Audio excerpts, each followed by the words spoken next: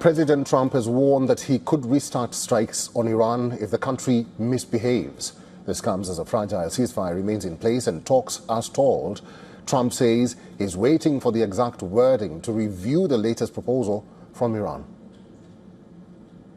The concept of the deal, they're going to give me the exact wording now, yeah. But Trump appeared set to reject the latest proposal, raising fears of a prolonged and potentially open-ended conflict. Well, I don't want to say that. I mean, I can't tell that to a reporter. If they misbehave, if they do something bad, but right now, we'll see. But, you know, it's a possibility that could happen, certainly. The implications of a continued deadlock are significant. An unresolved conflict could prolong global economic fallout, keep U.S. fuel prices high, and increase political pressure on Trump, with his approval ratings slipping ahead of key midterm polls. Many of Trump's core war objectives remain unmet. U.S. and Israeli strikes have degraded Iran's military capabilities, but broader goals such as regime change and halting Iran's nuclear ambitions have not been achieved. Stockpiles of enriched uranium are believed to have survived earlier strikes. Other key goals, including curbing Iran's support for proxy groups like Hezbollah, the Houthis and Hamas, also remain unfulfilled. At the heart of the crisis is the Strait of Hormuz. Iran's effective blockade has disrupted global oil supplies, raising fears of inflation and slowing growth worldwide. The U.S. is blockading Iranian ports in response. Well, it's a very friendly blockade. Nobody's even challenging it. Nobody at all is challenging it. Inside the White House, options remain on the table. These include a prolonged naval blockade or even renewed military strikes. Reports suggest the U.S. Central Command has prepared plans ranging from targeted attacks to securing parts of the strait to reopening the shipping. Diplomatic efforts have also stalled. Trump recently cancelled planned talks in Pakistan and dismissed Iran's proposal to halt the war. Tehran wants nuclear discussions delayed until after the conflict ends, while Washington insists the nuclear issue must be addressed first. With diplomacy stalled, analysts warn the conflict could turn into a frozen war, dragging on without resolution and forcing a prolonged U.S. military presence in that region. The conflict is also straining U.S. alliances. European partners have expressed frustration, while Trump has criticized NATO allies and ordered reducing troop deployments in Europe, especially Germany. Back home, pressure is mounting. Trump's approval rating has dropped to 34%, while rising fuel prices are emerging as a major political issue ahead of the midterm polls. A new poll revealed that the war in Iran is as unpopular among Americans as the Iraq War in the mid-2000s and the Vietnam War in the early 1970s. According to the April poll, 61% of the Americans surveyed say that using military force against Iran is a mistake, while 36% believe that it is the right decision. Iran, for its part, appears willing to wait, betting on outlasting Trump politically.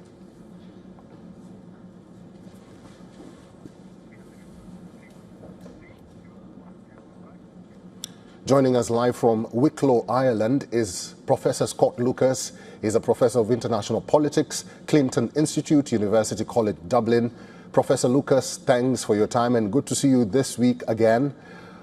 This week has been beset by contradictions, counter-statements from Trump. The American president is talking more about Iran, but ironically, Iran has kept an awed silence, sort of like sitting on the fence and waiting. I pause my last statement in that report I just read to you. Is Iran betting on outlasting Trump politically? Well, I think it's always best, first of all, to put aside Donald Trump's statements. You know, he is inconsistent. Quite often he makes things up. And so what's the reality of both Iran's position and the U.S. position?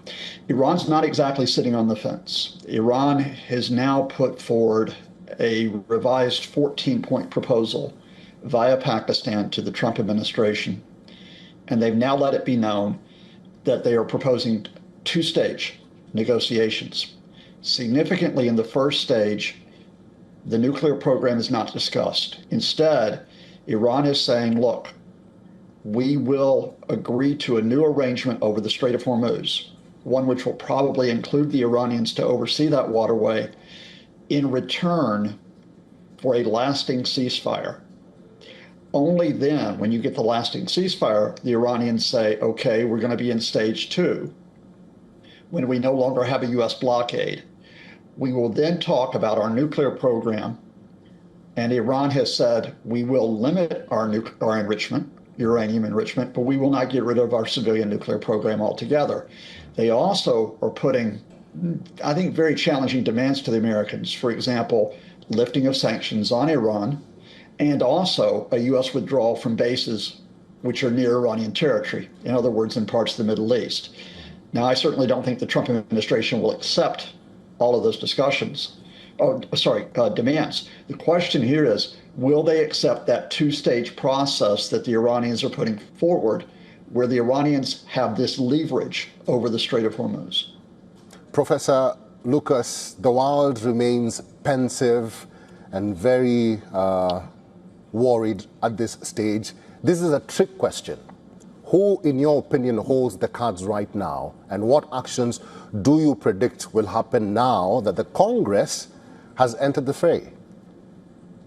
I don't like saying who has the cards, because I'm conscious that Donald Trump just showed himself holding 5 cards from a game called Uno, saying, I have all the cards.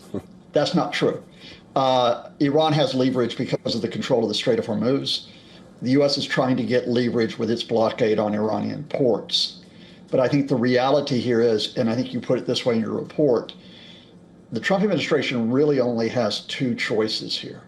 I think either it just goes harder with the blockade and it possibly moves and risk a ground operation, possibly against Iranian islands, or it has to accept these talks and therefore possible compromise. The biggest constraint on the Trump folks right now, I think, is at home, as you identified. There is a great deal of economic pressure. Gasoline prices, which are of primary importance to many Americans, have risen by more than 40% and look like they will escalate higher. You cited the fact that more than 60% of Americans, almost the figure from the start of this war, are opposed to it.